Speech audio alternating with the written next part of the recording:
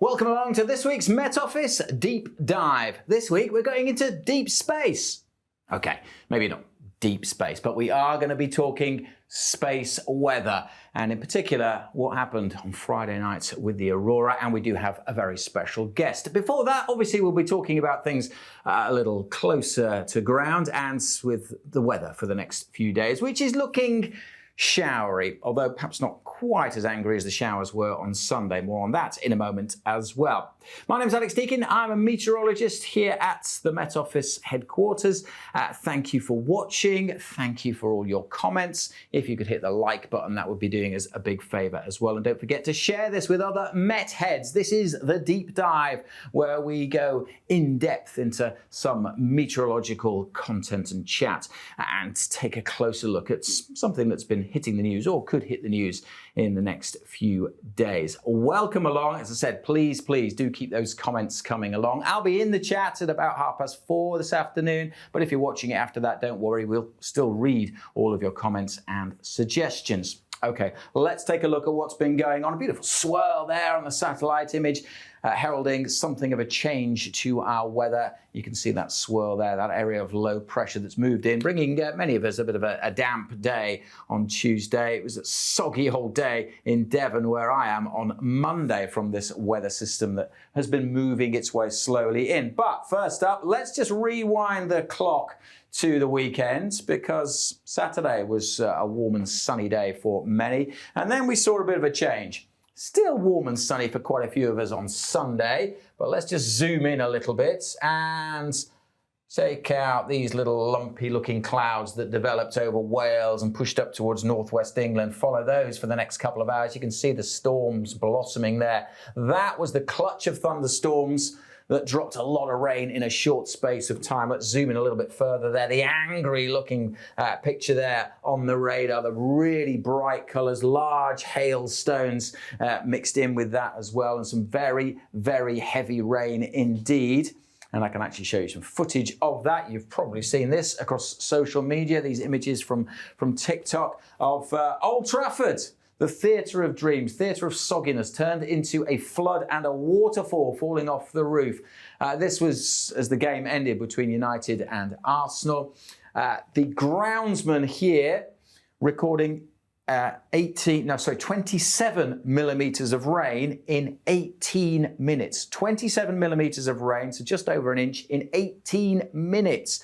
For context, the groundsman for the whole of last May here recorded only 29 millimetres of rain. So 29 millimetres of rain last May, in 18 minutes, 27 millimetres of rain. So not surprising it caused that flooding that you probably saw on social media. As I said, those storms also generating some heavy downpours in the area, not just across the Manchester area, but also through parts of western Scotland. Line of angry looking rain there that then moved its way across Scotland and northern England, starting off a little bit earlier into parts of Wales as well. You can see those storms brewing. Actually, they started just off the north coast of Devon and Cornwall there before they headed their way northwards. So that's what happened on Sunday. Let's get a little bit further out and catch up with where we are now. Take the radar off. Let's zoom out a little bit, because we've already seen this. Low pressure. You can see the swirl there, beautiful little swirl. That is low pressure, and that's what's dominating our weather at the moment. In particular, this weather front lying across eastern areas. It was that front that was lying across the southwest yesterday. Gave me a very soggy, take the jet stream off for now, gave me a very soggy cycle home from work yesterday. That rain has only been slowly moving. Because the low's kind of static down to the southwest, the weather fronts are very slow moving as well. Not producing the torrential rain of yesterday, but if you've been stuck under that over eastern England, it has been very soggy indeed. Why is everything slow moving? Well, let's zoom out further. I'll put the jet stream back on, and you can see we've got this trough, this big dip in the jet stream. It's dipping down to the south. It's not particularly strong, it's not particularly active, but it's kind of in this trough. And that's the breeding ground for low pressure. It just kind of stays in the base of this trough and it mills around. Fast forward 24 hours, not a lot has changed. You've still got that dip in the jet stream, you've still got that low pressure. Very slowly it is edging away. And if we move forward to Friday, the jet stream is now dipping to the south. It's not quite as dippy, if you see what I mean, and it's weaker as well. You can't really see that pink core anymore. It's a fairly weak jet stream, so it's not really doing much. That low pressure is just milling around, and it's filling. It's what we call filling. Let's take the jet stream off, put the rewind, and you can see that at the moment, if you come back to here and now, zoom in a little bit, you can see quite a few isobars in the chart. It's quite breezy around the center of the low, but over the course of the next couple of days, that low fills. So the isobars are spacing out on it, so the winds are weakening. And this is what we call a flabby old pressure pattern. There's not a lot of isobars, there's not a lot of movement. Everything is kind of just stagnating. You end up kind of in a weather no man's land. And that's what's happening through the rest of this week. So that low is kind of just filling and disappearing. Another little low is kind of trying to form over the near continent, and that's going to generate some big thunderstorms here. But for us, it just means we're likely to see some warm sunshine, but also quite a few showers, and particularly where this old weather front is lying, that is going to generate a bit more in the way of thick cloud and more outbreaks of rain through Thursday and Friday across some central areas. But elsewhere, we've got this flabby old weather pattern. Low pressure, so it's going to be a mixture of sunshine and crucially slow moving showers. So the showers are going to meander around, which means that between the showers there'll be some fine weather. There will be some sunshine, but if you get caught in a shower, it could end up being quite slow moving and drop quite a bit of rain. So that's really the forecast for the next few days, actually, even including the weekend, a mixture of sunshine and showers. But we are at the time of year, we've had some warmer air drifting up. We're at the time of year where the sun's got a bit of welly to it, a bit of power to it. So we will see some warmth, we'll feel some warmth when the sun is out. Temperatures mostly this week can be a little bit above average for the time of year. One other thing that's going to be a feature of the weather this week, I'll just put the winds on. So we've looked at the jet stream. These are the surface winds. So notice where they're coming from, around this low pressure. They're fairly light, but there is a bit of a breeze there coming in from the North Sea, and that is crucial. That is very typical at this time of year, of course, as well. In May, we often see easterly winds, and that can generate mist and low cloud. And that's what we're going to see over the next couple of days. So that's Friday, but if we rewind it to Thursday, Wednesday, you can still see that with the low down here, all the while, the flow, the breeze is coming in from the North Sea. That's important because it is likely then to generate cloud. So that's where we are at the moment. That's the weather front bringing the outbreaks of rain. But let's put the cloud cover on because there's a lot of cloud on the weather front, obviously. But actually, if we fast forward, just pause it there, notice this thinner layer of cloud. Zoom in a bit because you can't see it very well. With the winds coming in from the North Sea, just generating a lot of mist and low cloud. Why is that?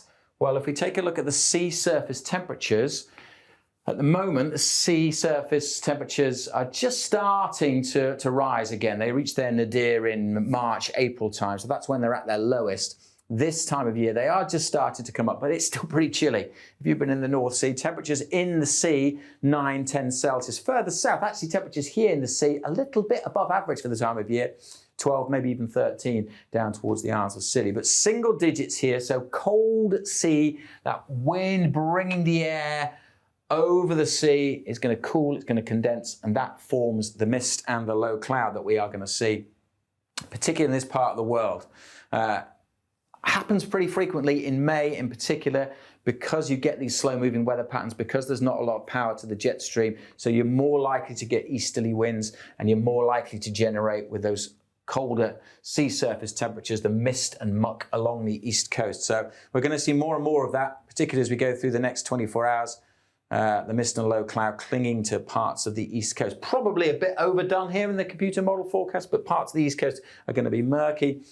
It's called fret along the coast of northeast England. It's called har up here in eastern parts of Scotland. It's the same thing, but it's called fret down there. It's called har up there. And this is the time of year when you get it quite a bit. And that's going to be a feature of the weather. And it will have an impact on the temperatures on the east coast of Scotland as well. Whereas western Scotland, doing the best for temperatures over the next few days. I talked about it being a little bit warmer than average, generally speaking, over the next few days. If you're stuck under that weather front, it's going to feel cool. But look at that, for example, 19, 20 degrees in most places, but zoom into that east coast. well, will be 15, 14 at best. And if that mist does stick right on the coast itself, it's more likely going to be closer to those sea surface temperatures. It's going to struggle to get much above 10, 11, 12 Celsius. So yes, these towns and cities may get up into the teens, but the coast itself closer to, say 11 or 12 at best. Whereas Glasgow up to 20 degrees, and there's a little warm spot up there. I'm just going to put the temperatures next few days when you compare them to average.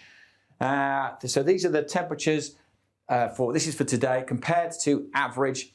That greeny colour there is close to average, plus or minus 3 Celsius. Anything orangey red is above average, anything blue is below average. Let's fast forward to tomorrow, because look at this.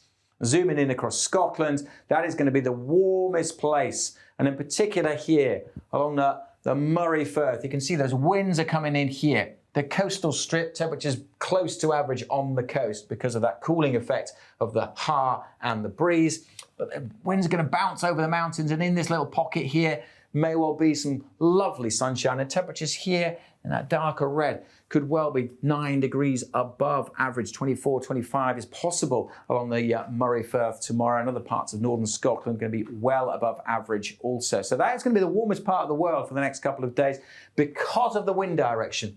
Cooling effect on the coast goes up over the mountains, something called the Föhn effect. We've covered that before in the deep dive. Means that on the other side of the mountains, the air is that much warmer. Fast forward to Friday, and it's a similar story. Again, we've still got that warmth across parts of northern Scotland. The exact wind direction will be crucial, but that is the warmest part of the UK when compared to average. May warm up a little bit further south as well, but for most places, temperatures close to average.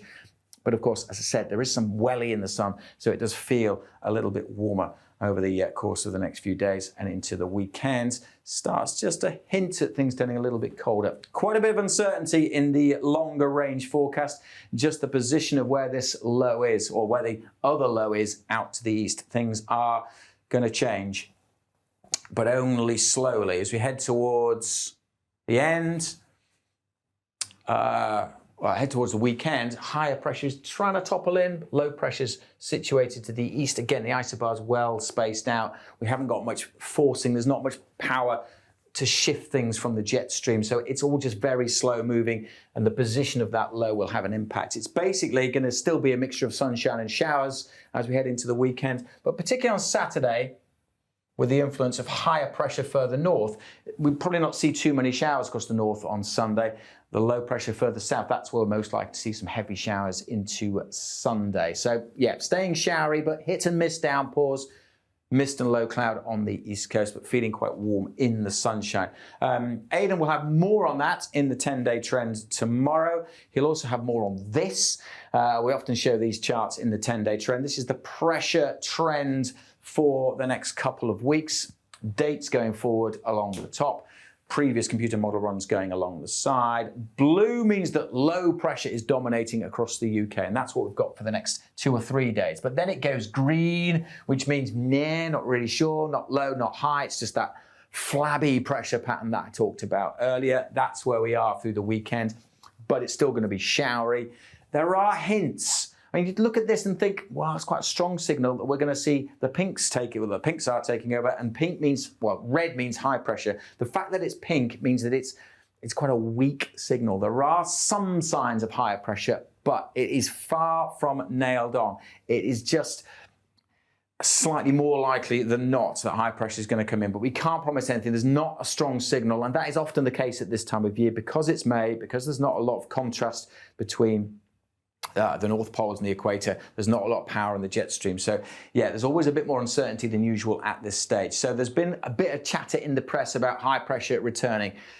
We can't really talk about that at this stage. There are a few signals at the moment, but it is just a pretty weak signal. And I want to show you one more thing to kind of back that up.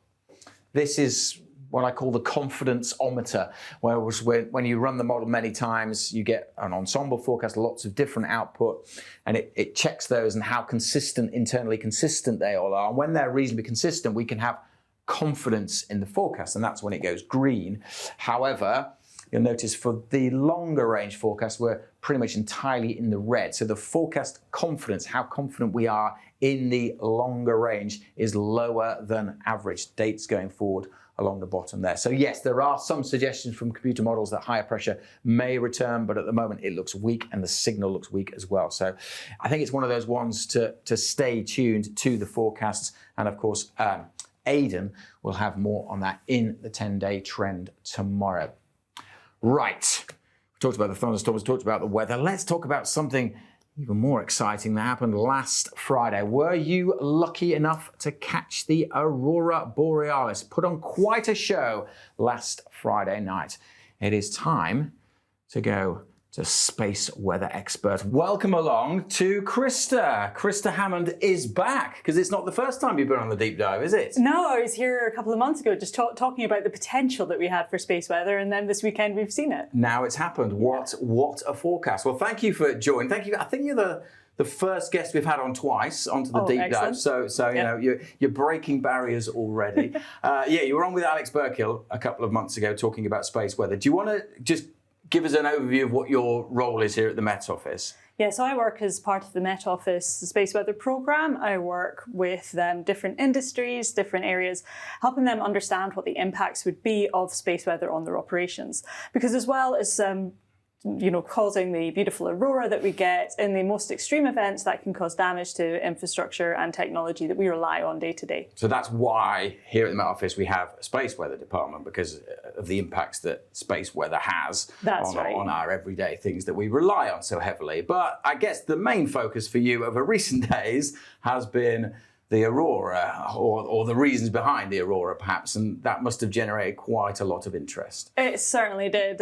For me personally as well, that's the first time I've seen them too. So yeah, it was. And to have an event which was, able to affect the whole of the UK. So, we were getting reports down here in Devon, across the south coast, people were able to see the aurora. So that's certainly taken up the nation's interest over the last couple of days. Absolutely. Now, we could stand here and show lots and lots of beautiful pictures of the aurora, but you've all seen those.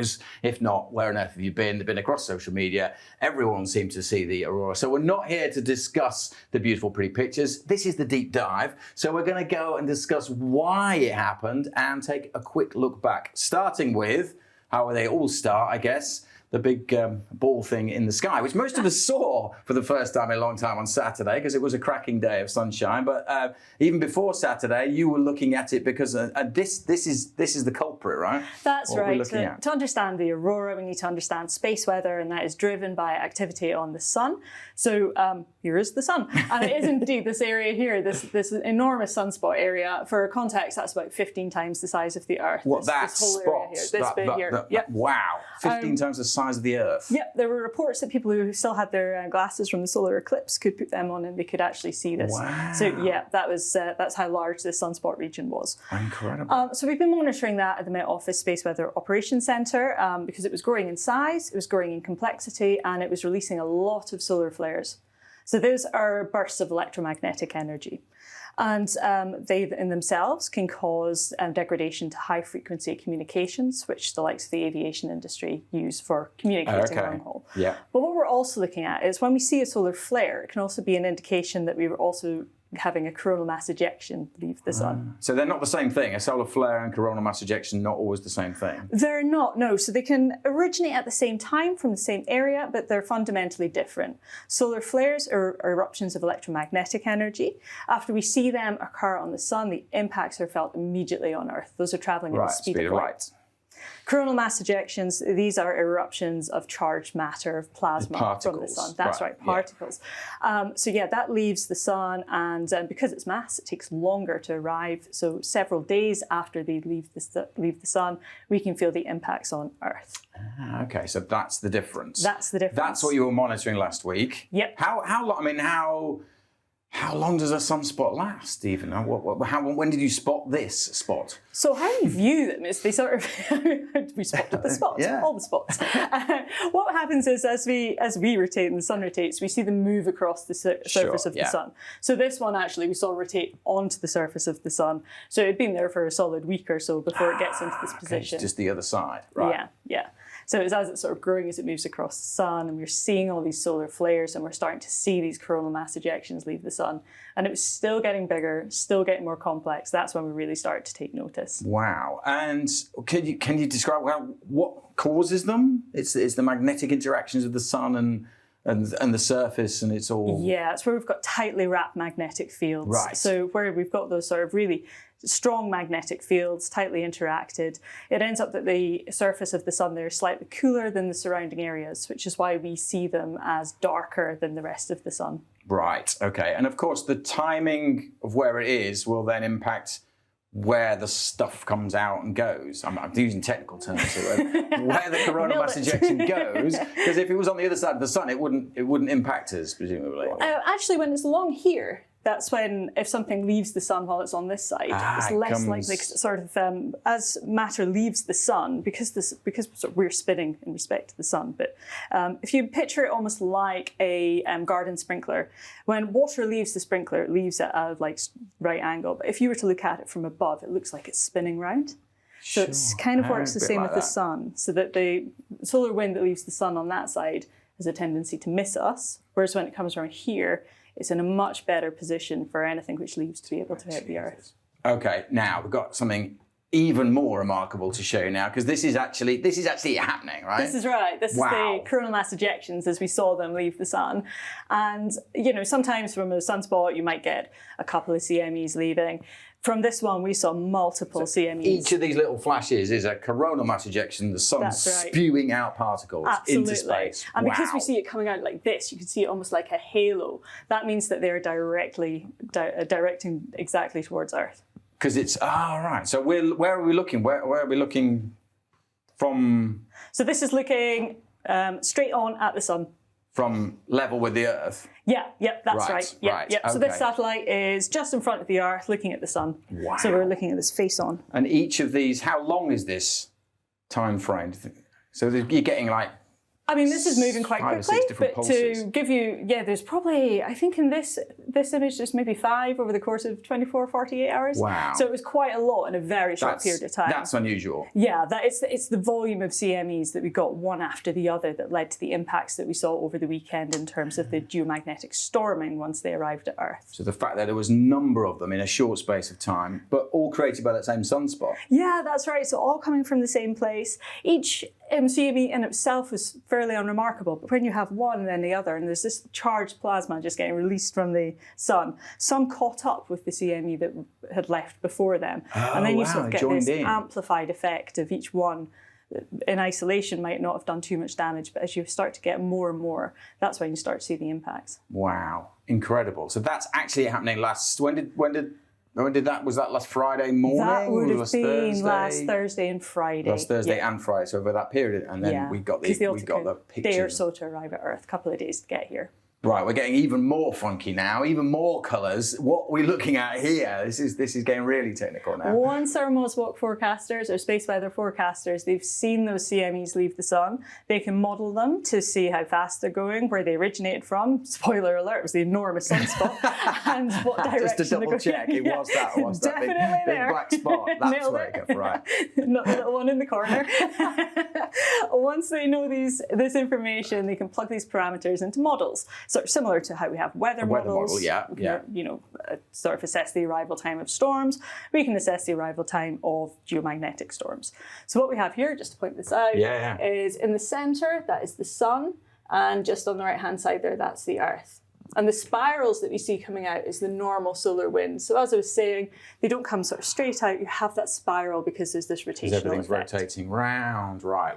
There you've got your garden hose spewing out. So that's the solar wind going round like that. Yep. And then you've got these which are the modelled coronal mass ejections. That's the plasma. That's the particles. And you can see in the early frames that there's quite a few coming out very close to the sun, and some of them catch up with each other. There's a bit of a gap. There's another CME, and it was just one after the other that then impacted on the Earth. This is that's impressive, right? You don't see that very often. No, that's it. It's the pure volume. And we were right in the firing line. If the Earth had been over here, we wouldn't have seen it. I knew someone was going to do that. My clumsy finger. So if the Earth had been this side, then we wouldn't have even noticed. That's right, and we've seen that historically. There was a Right. big one in 2012, which, if we were looking at it in the same angle, erupted this way. So there's been enormous coronal mass ejection, but We weren't none in of it line, affected so us. we didn't see it That's at right, all. yeah.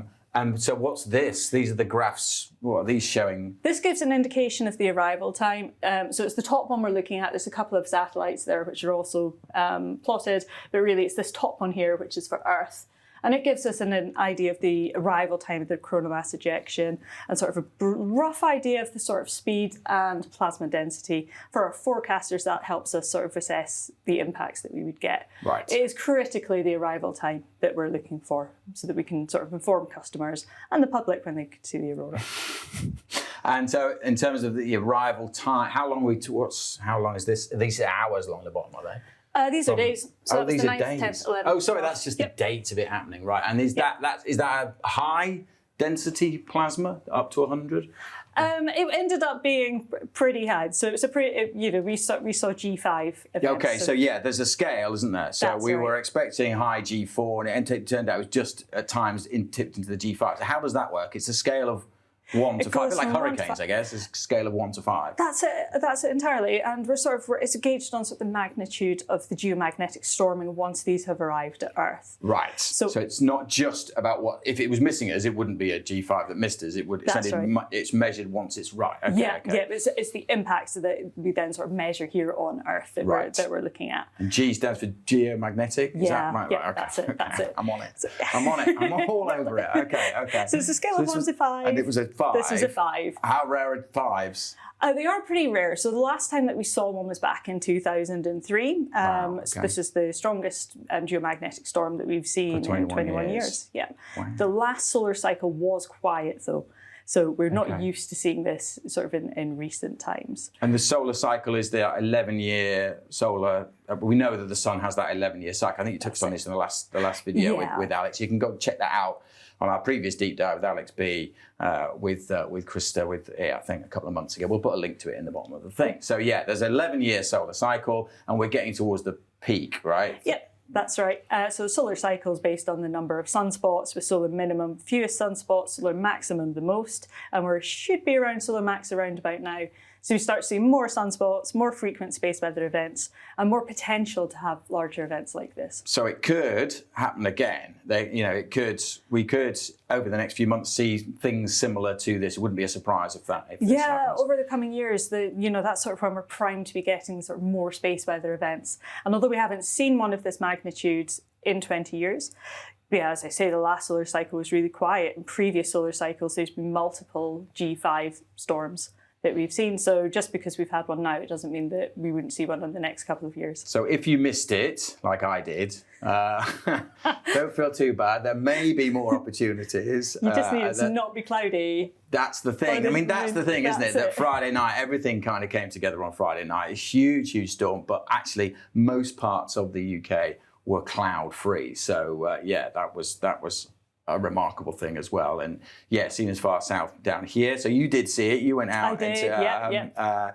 Penny Endersby, our chief executive, she saw was up it. on Dartmoor. She tweeted it. She was up on Dartmoor as well. And then I didn't see it, but I know a lot of people did see it. And well done if you did see it. But that's the reasoning behind it. So absolutely fantastic. There is a hint that there may be some tonight in northern Scotland because there's still some solar activity. So you might get to see it in northern Scotland tonight. But actually, after that, it's calming down the activity for the time being.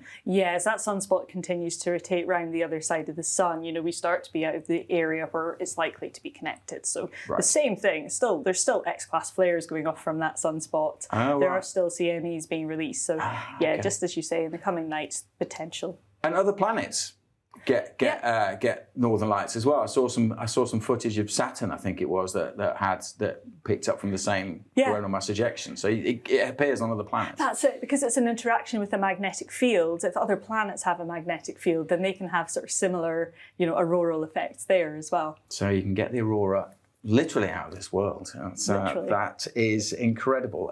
So it is calming down. There is a small chance tonight, but another thing to take into consideration as we get into almost the shortest day in 6 or 7 weeks' time, we see the nights It needs to be dark to see the northern lights, obviously. So the actual window is shrinking because of summer. That's right, yeah. It's just purely down to sort of when it happens. And do you know, even like during the day on Saturday, there was geomagnetic storming happening. Wow. So we couldn't see it because it was bright sunshine. But, you know, on the other side of the world, Australia were experiencing Aurora and so on. Yeah, Iran, Mexico. I've seen reports of the northern lights from the same event. So incredible, incredible. Krista, thank you so much. Thank you so much for joining us. Let's hope we can get you back again, maybe later in the year when there's been another one, and perhaps I can get to go and view it. I hope so. Yeah. Thank you very much. Thank you. Okay, we are just about done for this week's deep dive, but one more thing I just wanted to flag. It is Mental Health Awareness Week, something we take very seriously here at the Met Office. Behind me in the street, as it's known, there's a big event going on, and I just wanted to draw people's attention to it because one of the best things you can do for your mental health is to get outside, enjoy nature, of course, but also look up and enjoy the clouds. So yeah, don't be afraid to get a break, go outside, check out what's going on in the sky, because there is always something interesting going on in the sky. Another good thing you can do for mental health is actually share things. So why not share the love of this deep dive and let other people know that we do this every week. Please keep your comments coming. We do read them. We do really appreciate them. Any suggestions you've got for further content that we can have in the Met Office Deep Dive, we do love hearing about it. If you could hit the like button if you've not done already, that would be also very beneficial. But from me, for this week's Deep Dive, thanks for watching.